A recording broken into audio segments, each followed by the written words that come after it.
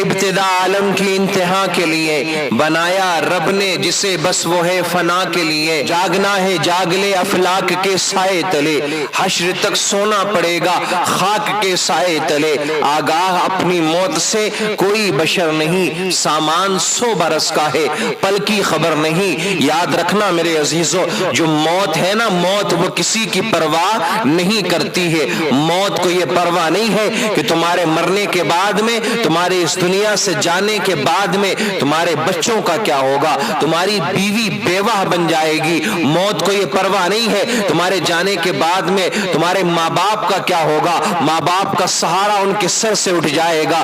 موت کو یہ پرواہ نہیں ہے کہ تمہارے جانے کے بعد میں تمہاری پراپرٹی، تمہاری جائیداد، تمہارا عہدہ، تمہاری ترقی، تمہاری کامیابی، ان ساری چیزوں کا ہونے والا کیا ہے، تمہارے جانے کے بعد میں کیا ہوگا۔ موت اس چیز کی پرواہ نہیں کرتی ہے۔ موت کو یہ پرواہ نہیں ہے کہ آج تمہاری شادی ہونے والی ہے، یا آج تمہارا منڈا ہے، یا آج تمہارے گھر میں کوئی خوشی ہے، یا آج تمہارے گھر میں کوئی اور کام ہونے والا ہے تو تمہاری موت نہیں آئے گی۔ نانا میرے عزیز، اگر تیری موت تیری شادی والے دن لکھ دی گئی ہے تو موت شادی والے دن ہی آنا ہے۔ اگر تیری موت تیرے منڈے والے دن لکھ دی گئی ہے تو موت اسی دن آنا ہے۔ اگر موت تیرے ولیمے والے دن لکھ دی گئی ہے تو موت اسی دن آنا ہے۔ اگر موت تیری شادی کے 2 دن بعد، 3 دن بعد، 4 دن بعد لکھ دی گئی ہے تو موت اسی دن آنا ہے۔ اللہ اکبر کبیرہ، کتنی موتیں تو ہم نے ایسی دیکھی ہے کہ اپنی ہی شادی کے کارڈ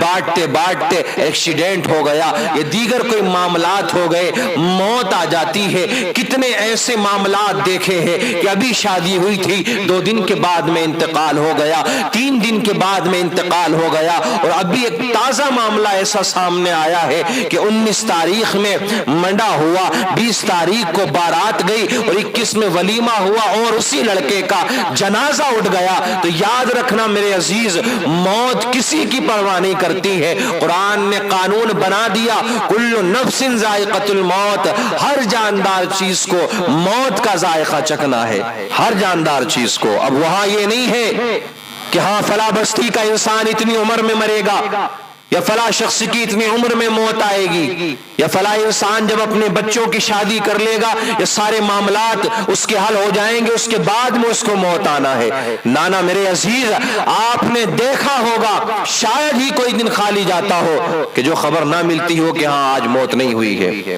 روزانہ ہزاروں موتیں ہوتی ہیں۔ آپ نے 1 گھنٹے کے بچے کو بھی مرتے ہوئے دیکھا ہوگا، اور آپ نے 100 سال والوں کو بھی مرتے ہوئے دیکھا ہوگا۔ جن کی 100 سال سے زیادہ عمریں ہو جاتی ہیں وہ بھی اس دنیا سے چلے جاتے ہیں۔ تو جوان جو کہتے ہیں نا کہ ابھی تو ہم جوان ہیں، ابھی ہمیں موت نہیں آئے گی، یہ بھی کوئی موت آنے کی عمر ہے، یا یہ بھی کوئی عبادت کرنے کی عمر ہے، یہ بھی کوئی نماز پڑھنے کی عمر ہے۔ عبادت تو بڑھاپے میں کی جاتی ہے، عبادت تو بوڑھے لوگوں کا کرنے کا کام ہے، عبادت کوئی جوان لوگ تھوڑے نہ کیا کرتے ہیں۔ موت آئے گی تو دیکھ لیں گے، جوانی میں بھی کوئی موت آتی ہے۔ اور یاد رکھ، بڑے بڑے ہٹے کٹے جوان کے جو اپنے باپ کے، اپنے ماں باپ کے اکلوتے تھے، ان کو بھی موت آئی ہے، موت نے ان کی بھی پرواہ نہیں کی ہے جو اپنے ماں باپ کے اکلوتے تھے۔ تو یاد رکھنا، موت کی کوئی عمر نہیں ہوا کرتی ہے۔ تجھے 10 سال میں بھی، 5 سال کی عمر میں بھی، 15 سال کی عمر میں بھی،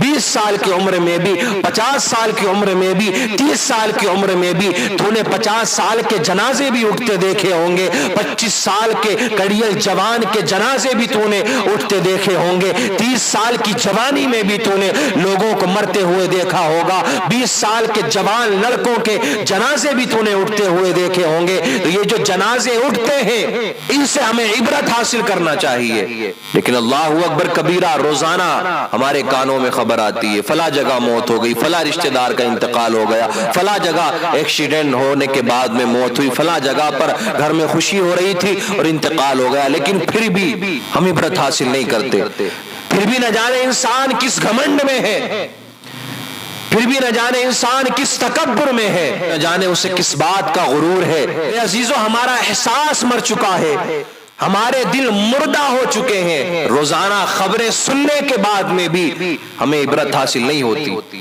ہم عبرت حاصل نہیں کر پاتے ہیں۔ اپنے ہاتھوں سے نہ جانے کتنی لاشوں کو قبروں کے حوالے کر چکے ہیں، قبرستان کے سامنے سے گزر جائیں گے، لیکن یہ عبرت حاصل نہیں کریں گے کہ ہاں یہ وہی لوگ لیٹے ہوئے ہیں جن لوگوں نے ہزاروں خواہشات پال رکھی تھی، حرام و حلال کی تمیز کیے بغیر۔ ان میں سے کئی لوگ ایسے ہیں کہ جنہوں نے حرام و حلال کی تمیز نہیں کی، مال کمایا اپنی دنیا کو کامیاب بنانے کے لیے، لیکن انہوں نے آخرت کے لیے کوئی سامان اکٹھا نہیں کیا، آخرت کی فکر نہیں کی۔ آج ان کی خواہشیں، ان کے پاس میں جتنی بھی خواہشیں تھیں ان کی، وہ ساری خواہشیں آج انہی کے ساتھ میں قبر میں دفن ہو چکی ہیں۔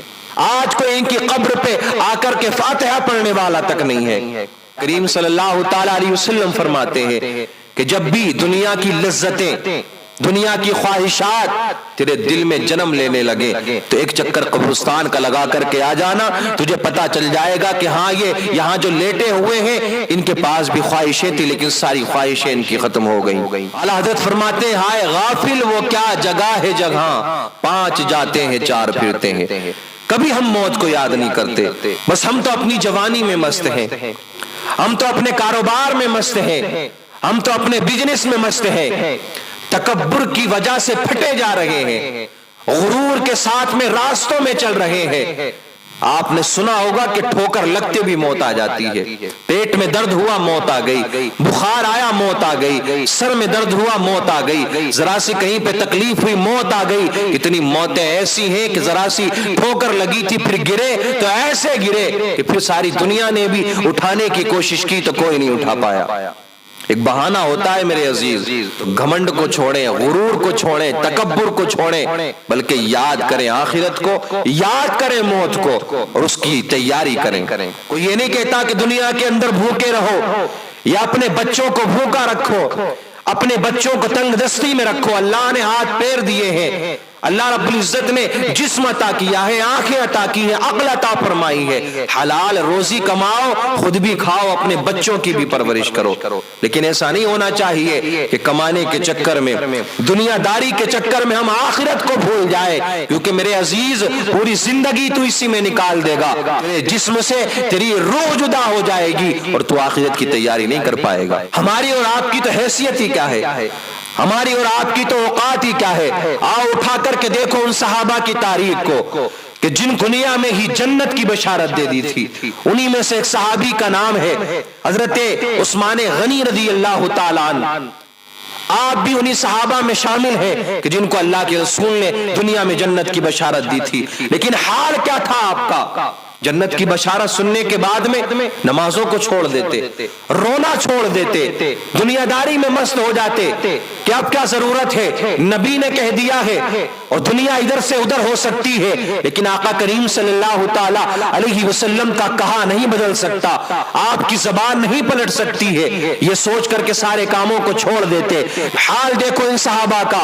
حضرت عثمان غنی رضی اللہ تعالیٰ عنہ کے بارے میں آتا ہے کہ آپ جب بھی قبرستان میں جاتے، قبر پہ جا کر کے رونا شروع کر دیتے، زاروں قطار آنسو بہاتے۔ آپ سے کسی نے سوال کر دیا اے عثمان جنت و دوزخ کا جب ذکر آتا ہے تب ہم نے تم کو روتے ہوئے نہیں دیکھا، لیکن تم قبرستان میں آ کر کے بڑا روتے ہو، قبرستان میں آ کر کے بڑے آنسو بہاتے ہو۔ عثمان ذرا یہ تو بتاؤ آخر قبرستان میں آ کر رونے کی وجہ کیا ہے؟ تم تو ان صحابہ میں شامل ہو کہ جن کو اللہ کے رسول نے جنت کی بشارت دے دی ہے، اب کیوں روتے ہو؟ اب تو تمہیں مسکرانا چاہیے، اب تو تمہیں ہنسنا چاہیے۔ اے عثمان رضی اللہ تعالیٰ عنہ ذرا یہ تو بتاؤ رونے کی وجہ کیا ہے؟ حضرت عثمان غنی رضی اللہ تعالیٰ عنہ جواب دیتے ہیں کہ اے سوال کرنے والے تو یہ پوچھتا ہے نا کہ میں قبر پہ آ کر کے کیوں روتا ہوں، قبرستان میں آ کر کے آنسو کیوں بہاتا ہوں، تو سن اللہ کے رسول صلی اللہ تعالیٰ علیہ وسلم نے ارشاد فرمایا تھا کہ قبر آخرت کی پہلی منزل ہے، جو اس منزل سے پار ہو جائے گا اس کے لیے آسانیاں ہی آسانیاں ہیں، لیکن جو یہاں پر پکڑا جائے گا اس کے بعد والے جو مراحل ہیں وہ اس سے بھی زیادہ سخت ہیں۔ اللہ اکبر کبیرہ۔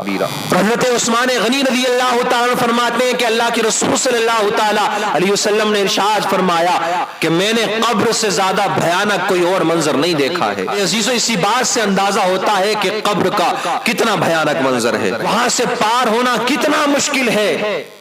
لیکن وہ لوگ جو ایمان والے ہیں، جو نمازی ہیں، جو نیک اعمال کرنے والے ہیں، کوئی مشکل کا معاملہ نہیں ہے۔ وقت ہے، زندگی کی اگر سانسیں باقی ہیں، سانسیں چل رہی ہیں، کہ ایک سانس پہ اللہ کا شکریہ ادا کرے۔ مولا تیرا شکر ہے تو نے یہ سانسیں عطا فرمائی ہے۔ یاد رکھنا یہ سانسیں رک گئی نا، پھر ہزار کوششیں کرو گے نماز پڑھنے کی نہیں کر سکتے۔ مرنے کے بعد میں تو یار جو شرابی ہے، جو زناکار ہے، جو گناہگار ہے، گناہ نہیں کر سکتا، اور جو نمازی ہے وہ نماز نہیں پڑھ سکتا۔ سب کچھ لکھ دیا گیا۔